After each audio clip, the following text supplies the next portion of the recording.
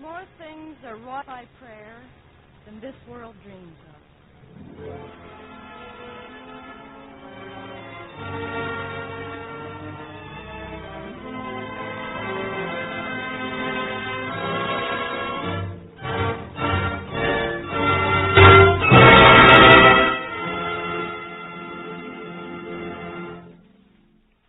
Ever notice how quick many people are to complain about difficulties and inconveniences?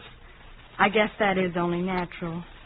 But when you come right down to it, isn't there always so much for which each of us ought to be thankful? Yes, we should be thankful for good health, thankful for our homes, for our families, for the peace and happiness we can have together. You know, a lot of the unhappiness and misunderstanding in a home comes when parents forget God, when they think they can do the job of raising a family alone.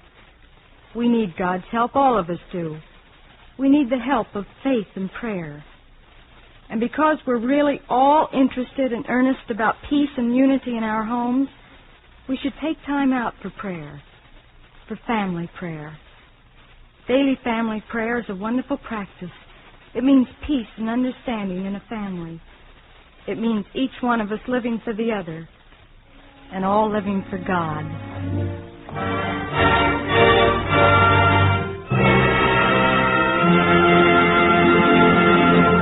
Mona Freeman returns following tonight's Family Theater story, The Unsung Hero, starring Gale Storm and Lee Bonnell.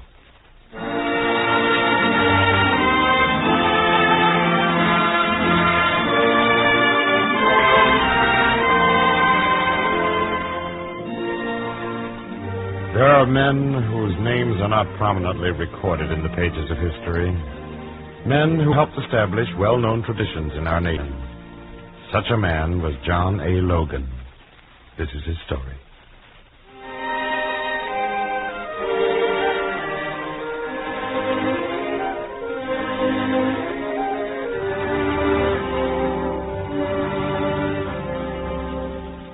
On a warm afternoon in June 1855, in the river village of Shawneetown in southern Illinois, the quiet of the little town is suddenly disturbed.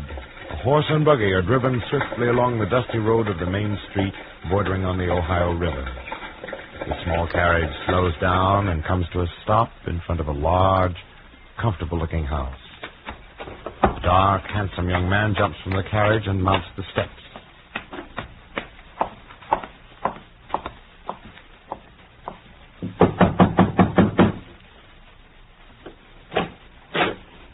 Good afternoon. Is Captain, Mr. Cunningham at home? Yes, sir. Won't you come in? Thank you. He's right in here. A gentleman to see you, Father. Ex-Lieutenant Logan reporting, sir. John. Why, John Logan. Well, this is a surprise. So good to see you again. How are you, sir? It's good to see you. Father, is this Lieutenant Logan who marched to Mexico with you? The same, Robert. Oh, my son Robert, John. He's often heard me speak of you. How do you do, Robert? I've heard of you, too. I'm proud to know you, sir. Well, what brings you to Shawneetown, John? The circuit court session, sir. Oh, I've heard you were a full-fledged lawyer now. Tell me about it. Come on, sit down. Over here by this window, John. It's cooler. Thank you. Well, I hear you've become prosecuting attorney. How do you like the law after the Army, huh? Well, just as exciting, but not quite so dangerous, Captain. Well, I haven't the same complaint. Running a government land office isn't so exciting, but it can be dangerous the way the settlers are flocking down the Ohio. And it does keep me busy. I can imagine. Let's hope all the Northerners who are coming in now won't change Southern Illinois too much. Personally, I like our Southern way. And I. But a little Yankee get up and get. Father, you have the right time. Eh? Oh, excuse me. I didn't know you had a visitor. Oh, Mary, my dear, I want you to meet Lieutenant Logan. You've heard me tell how we were together in the Mexican campaign. How do you do, Lieutenant Logan? Why, Mary, Miss Cunningham, your father often spoke of his little daughter, but I thought you were a little girl. Not anymore, sir. I'm 17. And a very lovely 17, Miss Mary. Why, thank you, sir. Oh, if you'll excuse me, Father, I see Jerome Watt's buggy turning in. He's taking me to the Miller singing party. Certainly, my dear. Goodbye. Goodbye, Lieutenant Logan. Perhaps I shall see you again. I hope so. In fact, I know you will. Well, you're welcome to call as often as you can, John. Now, there's some questions in our new land laws that I'd like to ask.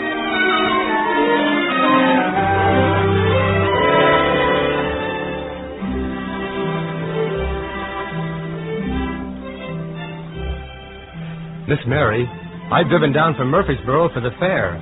I was wondering if I might have the pleasure of your company. Oh, I'm so sorry, Mr. Logan. I promised to go with George Tucker. But Father and Mother would be delighted to have you go with them, I'm sure.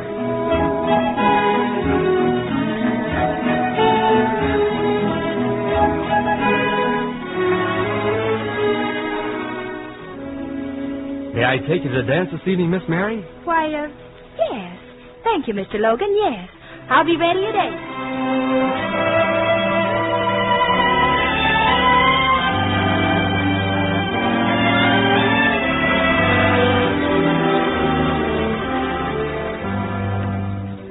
I was going to ask you if you'd care to go for a stroll along the river, Mary, but I see you're going out. I was, John, but I'd much rather go for a stroll along the river. I'll get my cake.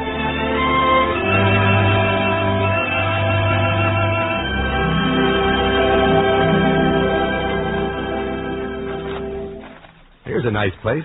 Suppose we sit down here a moment. I'd like to. This has always been my favorite view of the river from these bluffs. I come up here and watch the river boats. Mary, perhaps it's a little soon for me to be saying this, but, well, you must know how I feel about you. Oh. And I hope it's not too soon for you to know whether or not you like me, or if someday you might be loving me. It's not too soon, John. I do love you. Oh, Mary. Mary, darling, and you'll marry me soon? Oh, John, I was hoping. But I thought you were going to take a long, long time to say it.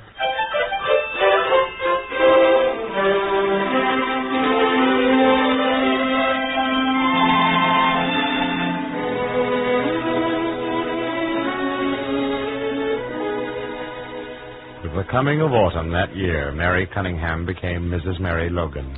And before another year rolled around, young John Logan had become a member of the Illinois State Legislature.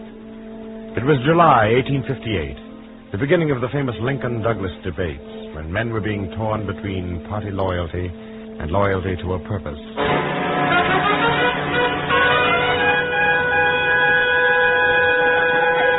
Through Illinois, throughout the whole country, men listened and weighed the words of Stephen Douglas, the Little Giant, and Honest Abe Lincoln. Mr. Lincoln, it is my contention that the people of each state and each territory ought to be permitted to regulate their own domestic institutions in their own way. Judge Douglas, you must remember that a house divided against itself cannot stand. I believe this government cannot endure permanently half slave and half free.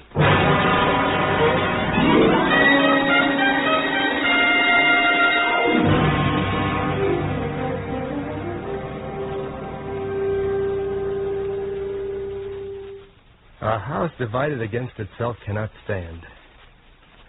I'm afraid Mr. Lincoln is right, Mary. If that's true, John, then you and Judge Douglas... Judge Douglas and all of us who have been following him have been mistaken. Tragically mistaken. But you can't reverse your whole position, John. Oh, I haven't come to this conclusion easily, Mary.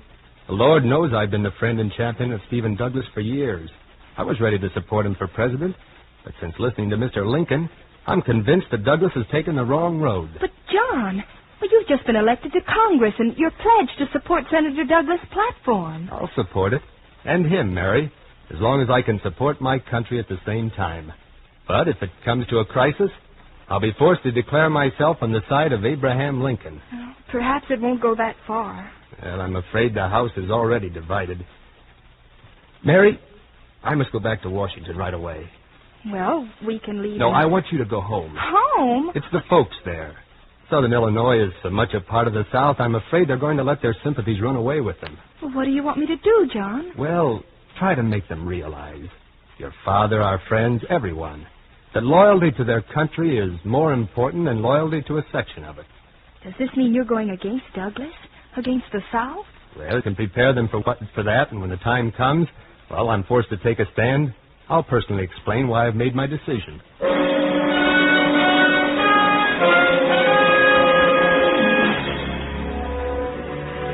John Logan's immediate fears were unfounded, but with the election of Lincoln came secession. Then, on April 12, 1861, with the firing on Fort Sumter, war between the states began.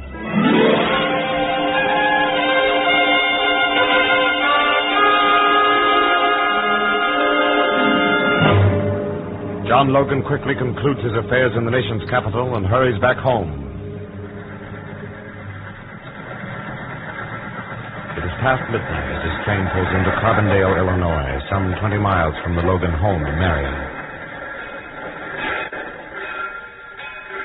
Logan steps down and starts across the station platform. John! Oh, there you are, Mary. Oh, John, dear, it's so good to see you. Yes, your message. Why did you want me to get off here instead of coming directly home? I'll explain to you, dear. The buggy's right over here. You drove over alone at this time of night? It was the only way. John, things are in such a dreadful state here. People, well, some are for the North, but many more are for the South. Even Robert. Your brother? Yes. He's run away from school and joined the Confederate Army. And there are so many others. Now they're talking of breaking away from the rest of the state and joining the South. That mustn't happen. Would be disastrous. Would mean all supplies coming down the Ohio and Mississippi would be cut off. But, John, they're determined. And they're suspicious of you. That's why I had to meet you here and warn you. They've heard rumors that you favor the North. Well, I'm here to confirm those rumors. John, do you have to get into public affairs at this time? Wouldn't it be better if... Mary, every man has a duty to himself to do what he believes is right, even if it means personal sacrifice. But there's going to be trouble. These public meetings they're having. Oh, John, please promise me something. You know I'd do anything you ask. Please keep away from these meetings. It will just mean... Well, Mary, this is something bigger than either you or I. I can only do what I think is right.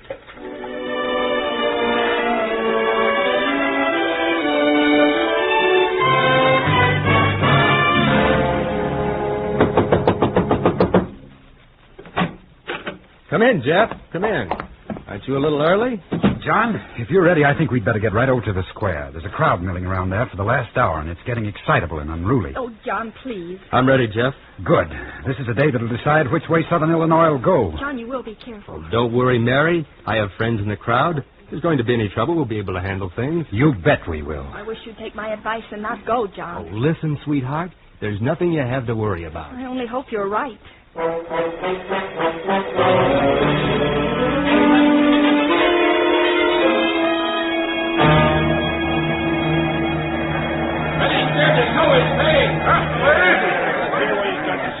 may I get through? Not through here, lady. This place is taken. You ought to get here earlier. Miss Mary, I hardly knew you in those old clothes. What? You can stand over here. Can't see much, but he's speaking from that wagon. Oh, thank you. Sure, ma'am. Oh, I know you. You were in the same regiment with my father and Lieutenant Logan in the Mexican War. That's right, ma'am. And there's Dave Cox over there. We got a few of the old-timers sprinkled around. We thought we'd come today in case we might be needed. There's Mr. Logan now, getting up on the wagon. Which side of the fence are you on? Apologies to the ladies present. Ladies and gentlemen, this is not a time for me to be lighthearted. It's a serious moment. A serious day and hour. We're all faced with a great...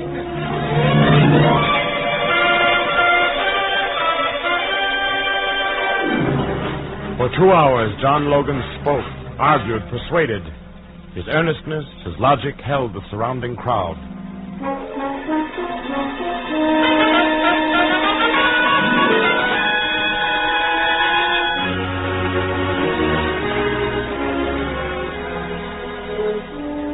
Time has come when a man must be for or against his country, not for or against his state. I, for one, shall stand or fall for this Union, and shall enlist this day in the Union Army. I want as many of you as will to come with me. If you say no, may God protect you. I'll come with you, John.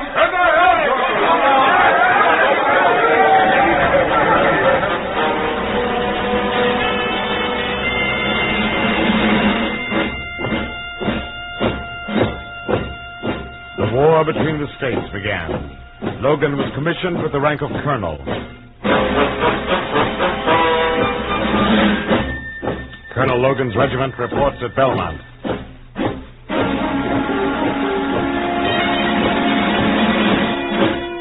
Brigadier General Logan leads the Union troops into Vicksburg.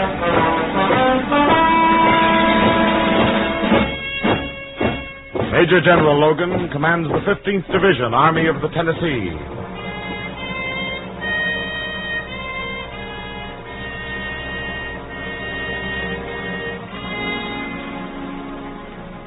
This was war with all the sufferings men in the field endure. General Logan, sir. We just got word that Claiborne's troops surprised the rear flank 2 miles down the road. General McPherson was killed. McPherson? Oh, may God have mercy on him. Fine a man I've met. You're in acting command now, sir. Yes, I know. Will we carry through with the plans of moving into action, sir? Send out a reconnaissance patrol. This is a dirty business war. The sooner we get it over, the better.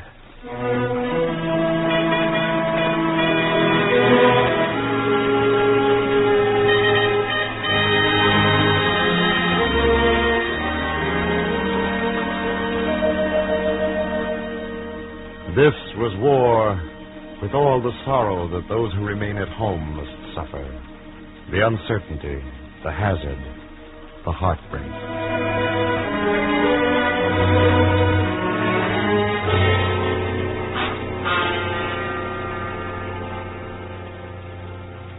Mr. Saunders? Mr. Saunders, is there any mail for me this morning? No, Mrs. Logan. I was trying to creep by so you wouldn't see me. Maybe tomorrow.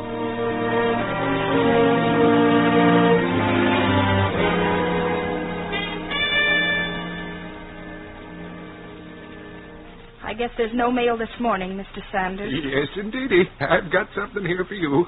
Oh, is it from... Well, I think it may be from the General, Mrs. Logan. Now, where did I put that? Yes, here it is. Oh, thank you. It's from the General, all right. I sure wish I was with him. Why, I remember in the Mexican campaign when... Excuse me, Mr. Saunders. Yes. I think I'll go in and... You wouldn't mind if I wait and get any news you might be having? Oh, of course. Let me just look through it first. You take your time. I'll sit here on the porch. Oh. What's wrong, Mrs. Logan? Oh, thank heavens he's right. He's all right now. Well, what happened? He was wounded at Fort Donelson. That's why I didn't hear from him. But he's back with his command. Oh, I'm glad to hear that. You had me jumping there for a minute. This old ticker of mine isn't what it used to be in the Mexican campaign. Oh, this is good news. He thinks the war's going to end very soon. Oh, I'd sure be glad of that, ma'am.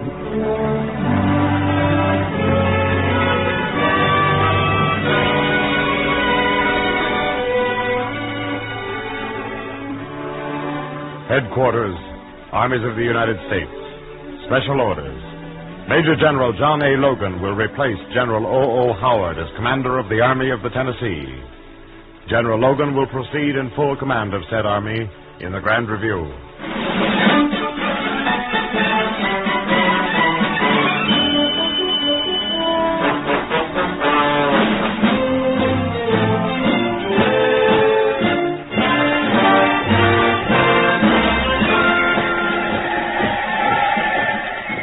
Not like marching through the Carolina swamps, Joe? Not much it ain't. Listen to them cheering Logan up there. Sure glad we're with him on our last march. Yeah, me too. You know, I'd be kind of sorry this is our last march with Logan if the end of this march wasn't home.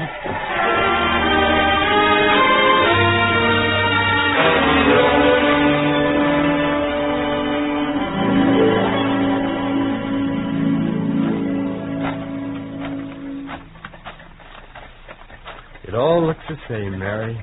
The town, the gardens. You know, it's remarkable how events and people change so much, and places so little.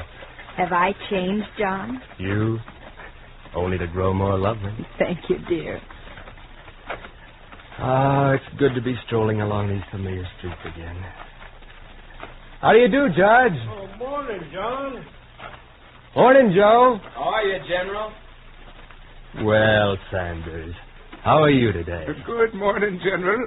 Glad to see you looking so well. Yes, I'm feeling fine. Well, I'll see you at the banquet tomorrow night, General.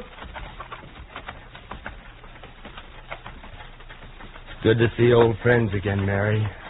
I'm glad you suggested walking home from the church. I'm just happy to have you to myself for a little while, John. Ever since you came home, you've been so busy. Banquets and reunions and invitations and visitors. Yes, I know, Mary. And it troubles me a little, all these celebrations for the returning soldiers. Of course, they deserve all the honors, but for the ones who've given most, there can be no celebrations. I know, dear, but you mustn't let it worry you too much. You've done all any man could do and more. Now enjoy being a private citizen again. Good day, General. Mrs. Logan. Good day, Mrs. Randall. Why, Mrs. Randall, how do you do? I didn't see you at the homecoming celebration. No. There was no homecoming for my son, General Logan. Oh, my deepest sympathy, Mrs. Randall. I didn't know. He was killed, fighting for his country. A country that has already forgotten him. Mrs. Randall, it will never Oh, forget. yes, forgotten. The cheers and the speeches and the celebrations, they are for those who came back. Those who didn't come back are forgotten. My son is forgotten. Except by me. Good day, General Logan.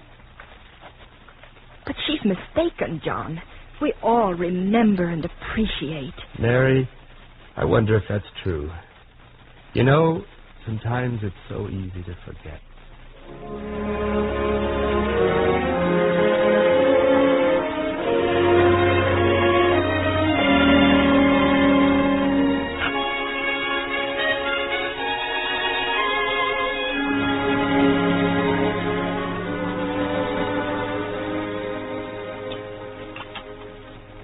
Have some more coffee, John.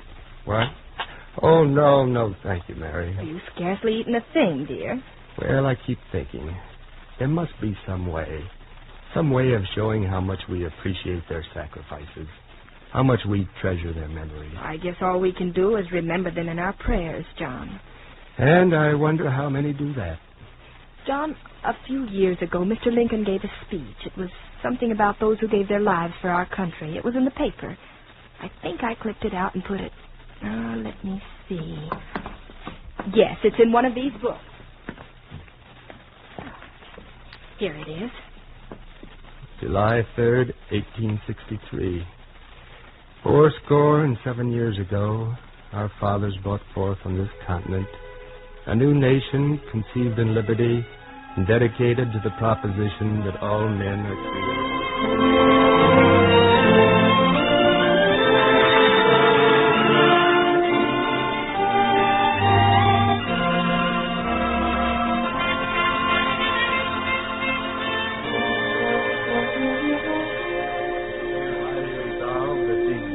Not have died in vain, that this nation under God shall have a new birth of freedom, and the government of the people, by the people, and for the people, shall not perish from the earth.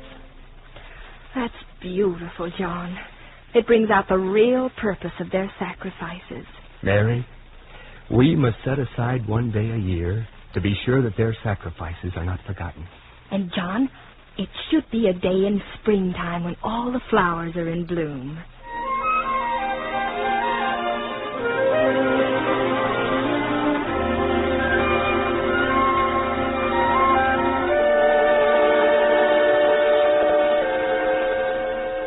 And so, on a spring day in 1866, in the town square of Carbondale, a simple parade assembles. It is headed by General John Logan. The band is playing solemn patriotic airs.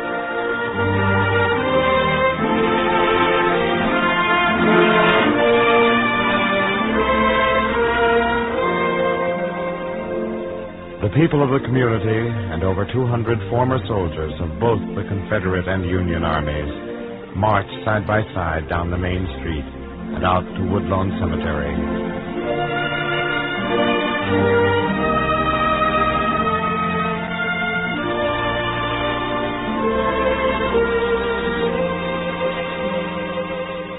At the cemetery, The graves are decorated.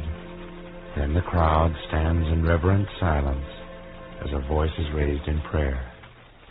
O God, from whom cometh all life and peace, grant to those who have given the full measure of devotion to their country everlasting peace. And grant unity to this nation, that we may always remain one country and one people.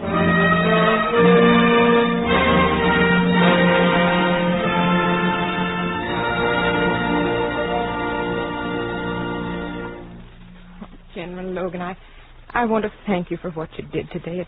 Yes, I understand, Mrs. Randall. It's consoling to know that Eddie isn't forgotten. His memory will live on. This is going to be an annual ceremony in Carbondale. If only the whole country could join in this day. Mary, I've been thinking of that. To designate a day on which our entire nation can join in prayer and remember.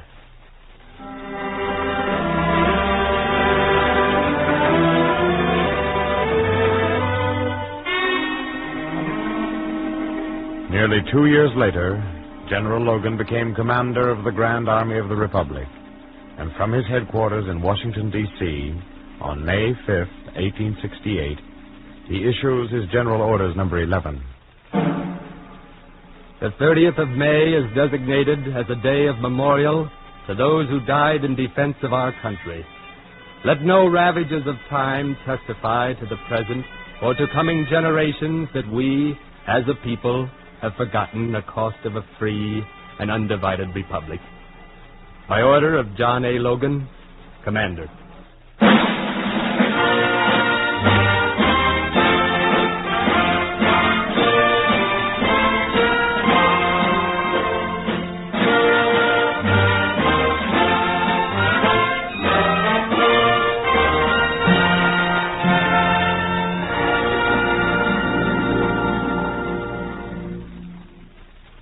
Across the broad fields and white roads of America tonight, there are memories and millions of homes.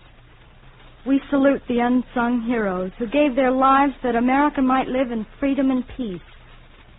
Let their memory be ever fresh, and may God in His infinite mercy give them eternal peace. On this coming Memorial Day, let us rededicate our lives to the freedom of this nation and to the peace and unity in all our homes. Let the name of God be on our lips and a prayer in our hearts. For in the strong bonds of family life is the strength of our nation. And in peace and unity, the family that prays together stays together. This is Mona Freeman saying good night, and God bless you.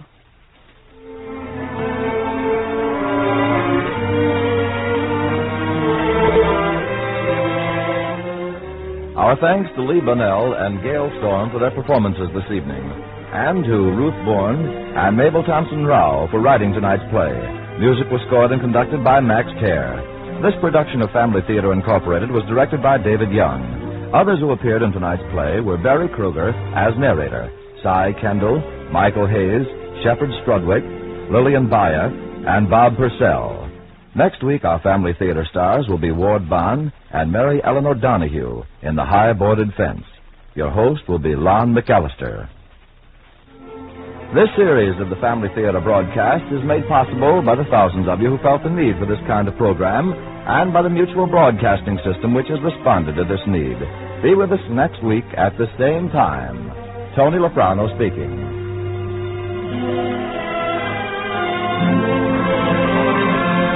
This is the Mutual Broadcasting System.